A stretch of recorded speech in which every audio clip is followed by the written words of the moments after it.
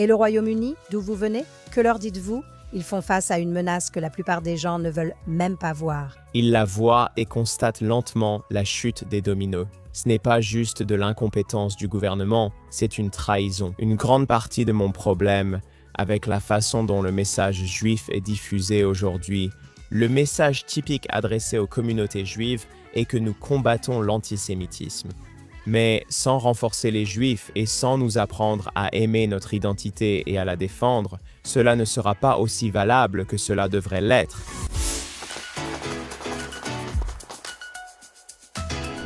Et avec moi en studio cette semaine, il y a une amie, Sami Yahoud, une militante incroyable et aussi la fondatrice de Paix par la Force. Bienvenue, Sami Yahoud. Merci beaucoup. Fleur, tu es venue sous la pluie depuis Tel Aviv. S'il te plaît. C'est la manière britannique. Absolument oui. Tu te sens chez toi maintenant, Sami Yahoud. Tu es un jeune homme plutôt séduisant pour tout l'activisme que tu as réussi à accomplir ces dernières années. Peux-tu revenir sur ton enfance au Royaume-Uni et expliquer ce qui t'a motivé à t'engager et à déménager en Israël?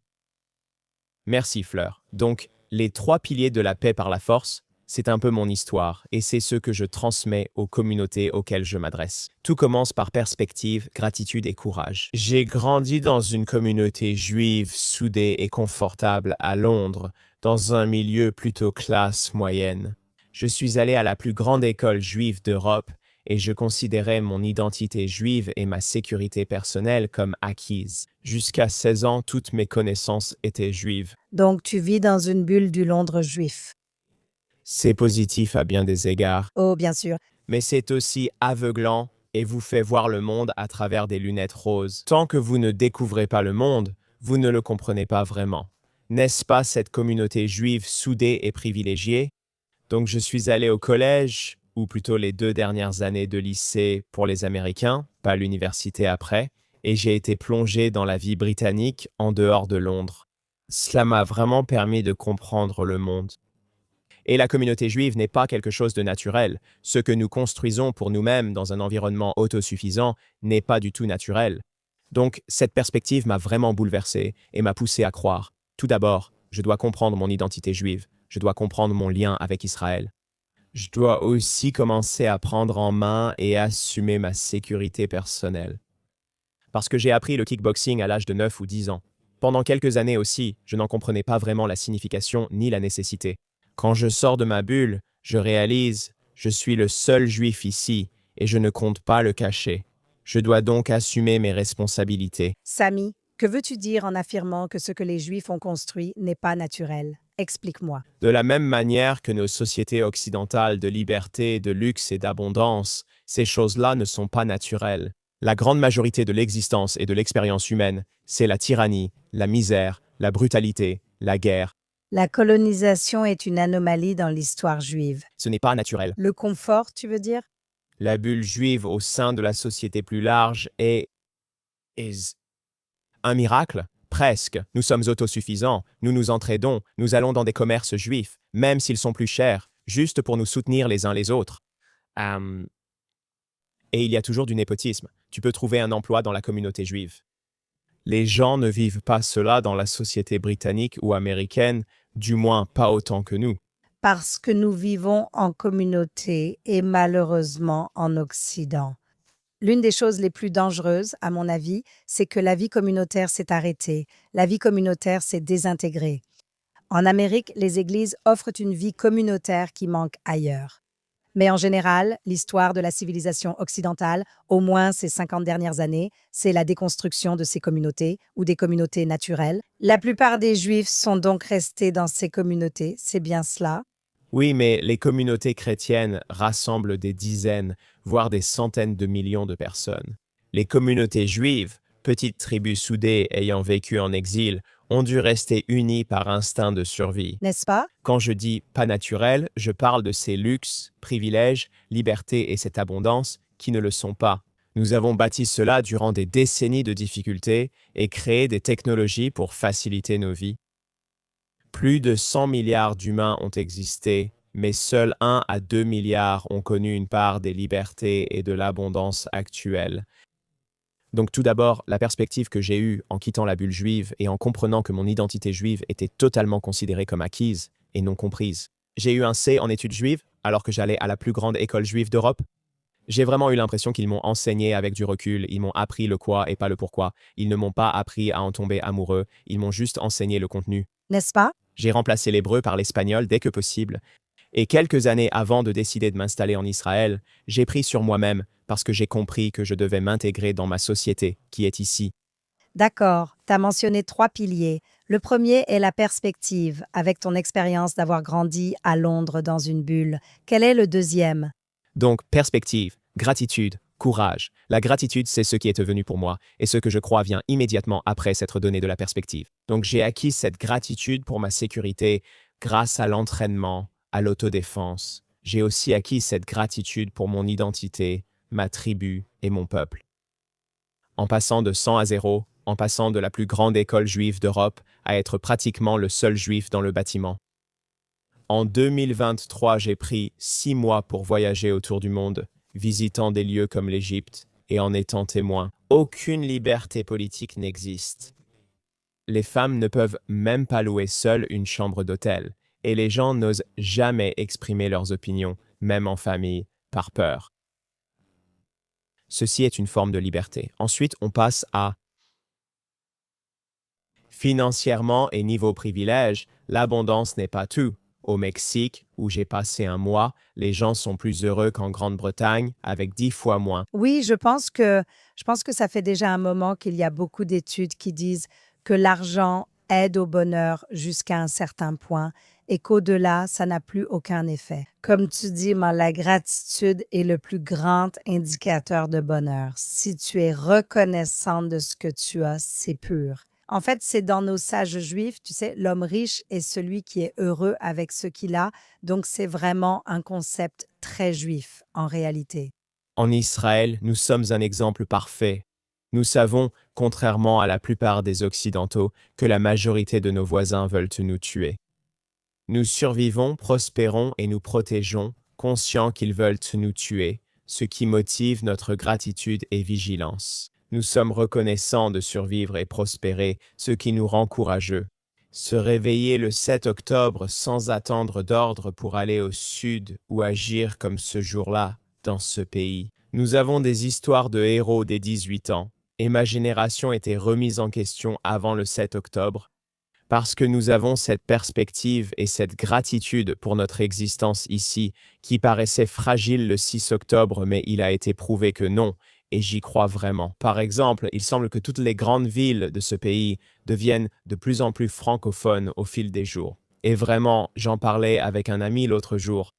Je pense que la perspective unique des Juifs français, ayant été occupés par les nazis, diffère de celle des Juifs canadiens, américains ou britanniques. Dans la mémoire vivante, ils se souviennent de ce que c'est que de devoir se cacher dans une grange ou sous terre. Les Juifs britanniques, vous savez, les Juifs australiens ne connaissent pas vraiment cela. Cela pourrait être parce qu'en France, les choses se sont particulièrement aggravées. C'est devenu un signe avant-coureur de ce qui va arriver au Royaume-Uni. Et les Juifs français sont devenus de plus en plus religieux. D'après ce que j'ai vu, ma famille là-bas considère Israël comme leur foyer. Je remercie l'immigration française d'avoir apporté de bons restaurants, boulangeries, pâtisseries et une meilleure mode à Tel Aviv. Mais Samy, explique-moi ce que fait ton organisation maintenant que nous savons ce qu'elle représente. Que fait Paix par la force? Alors? Grâce à ces 3 piliers, Paix par la force existe comme organisation, n'est-ce pas? Pour impulser un mouvement visant à transformer une culture sans identité dans la diaspora. Bien sûr. Dans la diaspora et dans le monde, on retrouve ces problèmes, même dans des villes comme Tel Aviv et Jérusalem. Nous avons ces bulles ici, parfois les sirènes de roquettes, mais sinon, nous ressentons notre bulle de luxe. Changer une culture basée sur le manque d'identité, le sentiment de droit et le confort pour une culture de gratitude et de responsabilité, de redevabilité et de fierté dans notre identité. Et je pense que c'est justement ce qui manque, en fait. On en parlait tout à l'heure. Riposter pour lutter contre ce que nous voyons, le déclin que nous constatons dans nos cultures, dans nos sociétés. Ça commence par la base plutôt que par le sommet. Nous avons essayé de faire de grands changements et d'opérer ce virage pour protéger nos cultures en partant du sommet. Quand nous voyons que cela ne fonctionne pas et que nous avons du mal à savoir quoi faire, adopter une approche descendante retire presque une part essentielle de responsabilité à l'individu. Et vraiment, vous êtes à la maison avec vos enfants, vous avez un travail, vous êtes avocat, vous êtes boulanger. Vous pouvez agir chaque jour pour vraiment changer nos cultures. Vous parcourez le monde pour parler aux communautés juives et avez aussi beaucoup travaillé sur les campus. Certaines de vos vidéos sont devenues virales, notamment la façon dont vous confrontez les détracteurs, ceux qui cherchent à délégitimer. Quel est le cœur de votre message? Quand il s'agit des Juifs, une grande partie de mon problème avec la façon dont le message juif est diffusé aujourd'hui, et le message typique que reçoivent les communautés juives, c'est que nous luttons contre l'antisémitisme, mais on ne peut vraiment le combattre sans d'abord surmonter sa propre faiblesse. Tous les litiges, batailles politiques et coulisses représentent un vrai travail essentiel. Mais sans renforcer les Juifs et sans nous apprendre à aimer notre identité et à la défendre, cela ne sera pas aussi digne que cela devrait l'être. Je suis d'accord avec ça. Parce que si nous ne pouvons pas défendre cela, si nous marchons sur un campus et que des gens nous lancent des insultes et que nous ne pouvons pas leur tenir tête, même sans se battre, en restant là verbalement et physiquement, les gens ne prendront pas notre combat juridique ou politique au sérieux et il ne durera pas. Si nous pouvons apprendre à nos enfants à être redoutables et à avoir confiance en eux, Fiers et en fait, savent d'où ils viennent. Je pense que c'est le principal problème de beaucoup de ces enfants. Ils sont tout simplement attaqués dans un vide d'eux. Ils ignorent qui ils sont et la beauté de leur identité, de leur peuple, de leur tribu. Je suis d'accord avec toi. Il faut savoir qui tu es si tu veux te battre dans ton propre camp. Comment fais-tu cela? Tu rééduques la diaspora, tu vas dans les écoles, donc je donne aux gens une perspective. n'est-ce pas? Je parle de perspective et j'en parle. La culture juive valorise gratitude et courage. Chaque personnage emblématique de la Torah, qu'il soit masculin ou féminin, son histoire est celle du courage pour sa foi. Esther face au roi, Moshe face au pharaon, ou Nachan entrant dans la mer Rouge pour sauver leur peuple. Avant qu'elle ne cède, avant que quiconque ose, chaque histoire parle de courage pour notre foi, notre Dieu et notre peuple. Et c'est ce qui manque. Je ne pense pas qu'on puisse avoir du courage sans identité, comme tu le dis. Si tu n'as rien en quoi croire, pourquoi te lèverais-tu?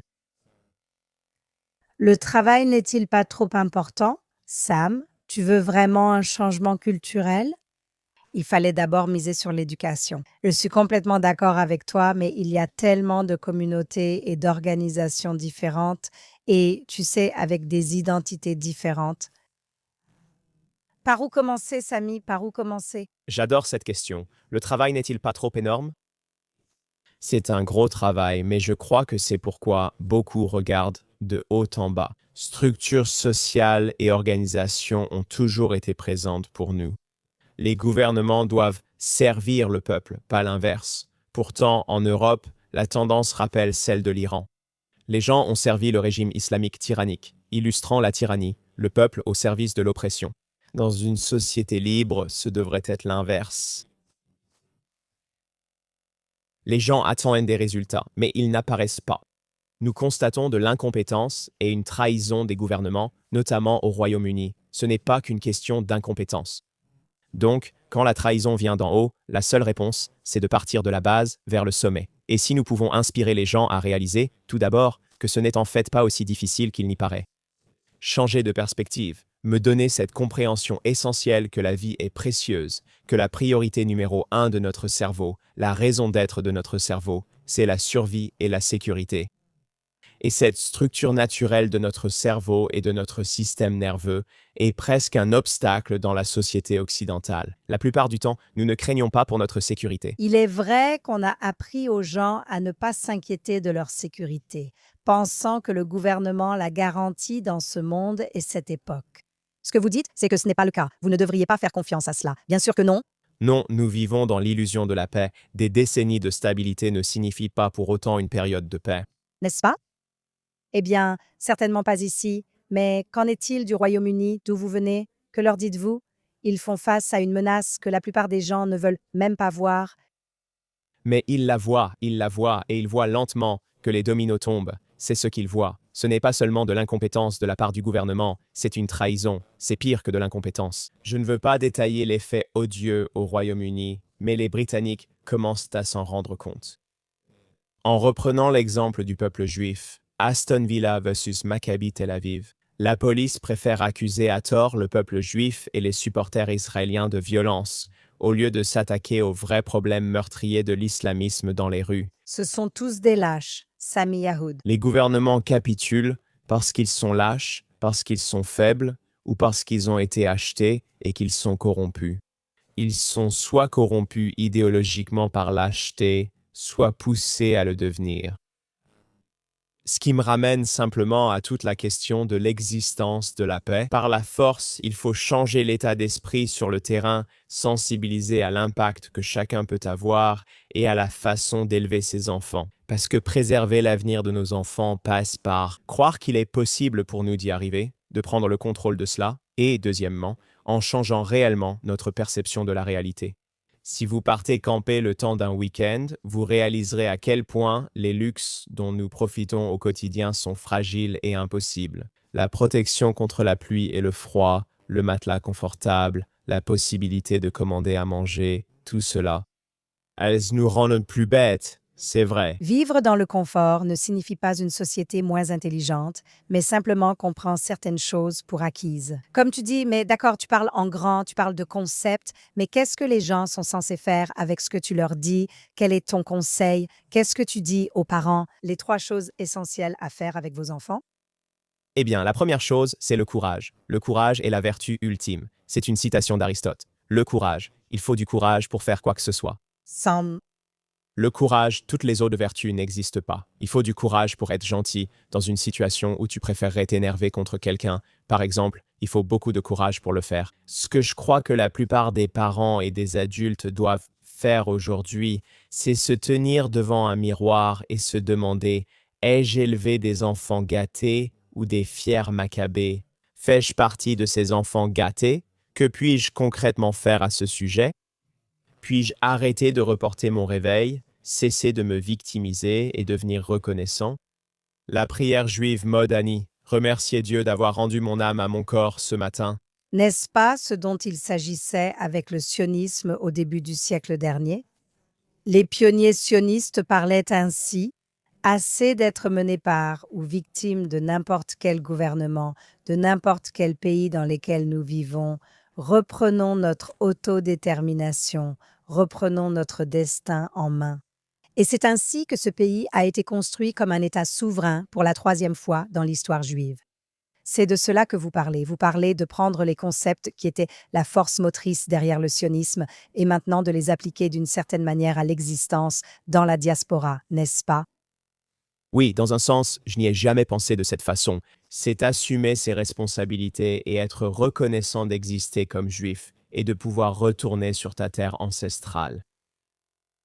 Responsabilité, gratitude, bien sûr. Et les Juifs doivent aussi être la lumière des nations, non?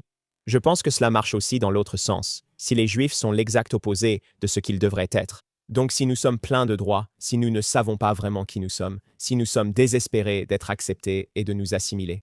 Nous sommes jaloux, divisés, pas unis. Combien de fédérations y a-t-il, rien qu'en Floride?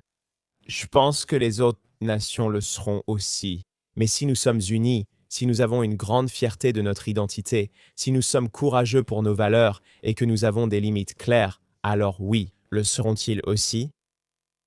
Et je ne vois pas une réalité où tous les Juifs partiraient soudainement s'installer en Israël. Non, je ne pense pas que ce soit de ça qu'il s'agit. Je pense que ce dont tu parles, c'est simplement de l'engagement, de la fierté, de savoir qui tu es et d'être capable de te battre. Nous luttons contre la nouvelle vague moderne d'antisémitisme que nous vivons actuellement. Donc tu dis: assumez, connaissez-vous et réagissez. C'est ça? Oui, en gros. Mais comme je l'ai dit, lutter contre l'antisémitisme ne suffit pas, car il n'est qu'un symptôme, pas la cause. Le problème, c'est qu'ils ne connaissent pas les Juifs, ils ne détestent pas les Juifs, parce qu'ils savent tout de nous et de notre histoire. Ils se connaissent eux-mêmes, ils connaissent leurs ressentiments, ils savent qu'ils sont envieux, ils savent qu'ils sont abattus et démoralisés par rapport à leur propre identité ou à leur propre avenir ou passé. Donc les Juifs sont des boucs émissaires. Les Juifs servent de boucs émissaires, la haine contre eux est donc un symptôme, pas la cause du problème. S'attaquer seulement aux symptômes n'est pas aussi efficace. Le problème, je pense, c'est la faiblesse. L'envie et la rancœur viennent d'un sentiment de faiblesse. Et à mesure que la société décline, c'est comme le canari dans la mine de charbon, qui indique que, à mesure que la société décline, le canari a de plus en plus de mal à respirer. Donc, si nous apprenons à combattre le déclin à travers la mine de charbon, plutôt que de nous concentrer sur le fait que nous ne pouvons pas respirer, en reprenant cette analogie, je pense que nous réussirons mieux. Cette mine de charbon proverbiale représente la faiblesse culturelle. Ce confort, cette complaisance et l'absence de gratitude pour nos prétendues libertés fondamentales. En prenant activement la responsabilité de préserver nos cultures et défendre nos valeurs, je pense que les gens inverseront la tendance. Parallèlement, il me semble qu'il faut rendre nos enfants plus résilients. Et je n'aime pas cibler les organisations individuellement, mais nos dirigeants feront tout sauf rendre nos enfants réellement plus courageux, formidables et audacieux. Comment faites-vous cela? Enseignez-leur l'autodéfense, car la priorité du cerveau est la survie et la sécurité. Dieu nous a donné 4 membres, et je pense que l'une des choses les plus pures à faire avec eux est d'apprendre à protéger les organes vitaux qu'ils entourent. Je suis partial, mais enseigner l'autodéfense est essentiel. La société israélienne l'a fait en envoyant nos enfants à l'armée pour qu'ils apprennent à se défendre. Vous dites donc que ces leçons devraient maintenant être transmises aux communautés de la diaspora. Apprenez à vous défendre, apprenez à savoir qui vous êtes, et alors personne ne viendra vous embêter, ou du moins, ils seront moins susceptibles de le faire. Absolument. Ici, pour la plupart, nous n'avons pas le choix. Nous devons nous défendre. Eh bien, je pense que dans la diaspora, ça devient comme ça aussi, n'est-ce pas? Nous ne pouvons pas attendre le dernier moment, car il sera alors trop tard. N'est-ce pas? Si nous devançons la courbe et que nous devançons le déclin, et que nous commençons à lutter contre le déclin avant qu'il n'atteigne le fond, alors nous pouvons inverser cette courbe. C'est le vieil adage, les hommes forts créent la prospérité qui engendre des hommes faibles, entraînant des temps difficiles. Et beaucoup de gens vont dire, parce qu'il y a beaucoup de femmes dans ce podcast, et les femmes alors, je pense qu'il y a de vrais problèmes entre hommes et femmes dans la société, individuellement et ensemble. Mais je pense qu'on commence à combattre les problèmes des femmes en combattant d'abord les problèmes des hommes. De nombreux problèmes chez les femmes viennent des hommes faibles. Il faut apprendre aux hommes à assumer leurs responsabilités plutôt que de se plaindre. Jouer les victimes et rester sur la Xbox. Pour inverser la tendance, soyons courageux et défendons nos valeurs.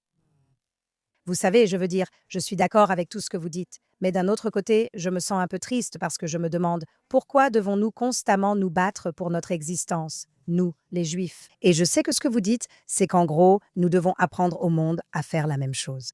Mais c'est vraiment dommage qu'on soit en 2026 maintenant et qu'on doive encore se battre pour notre existence. La légitimité, c'est triste que le monde n'ait pas appris. Je le vois ainsi, mais vous avez raison, il faut juste se battre. Je suis d'accord avec vous dans un certain sens, c'est triste. Mais en même temps, on ne dépassera jamais vraiment notre nature animale, au fond, et nous sommes des animaux tribaux. Pour résumer à Jusqu'à ce que l'intelligence artificielle contrôle tout et que nous soyons dans la matrice. nous restons des animaux tribaux. L'exclusion existe ici. Nous devons reconnaître nos origines et ne pas ignorer nos tendances naturelles. Nous devons en tenir compte, les comprendre mieux et les utiliser pour prospérer dans les sociétés que nous avons construites. Oui, je suis d'accord. Samy, c'était merveilleux de t'avoir ici. Discussion intéressante. Bonne chance pour ton travail dans la diaspora. Samy Yahoud, à tous, la paix par la force. Merci d'avoir participé à l'émission. Merci beaucoup, Flair.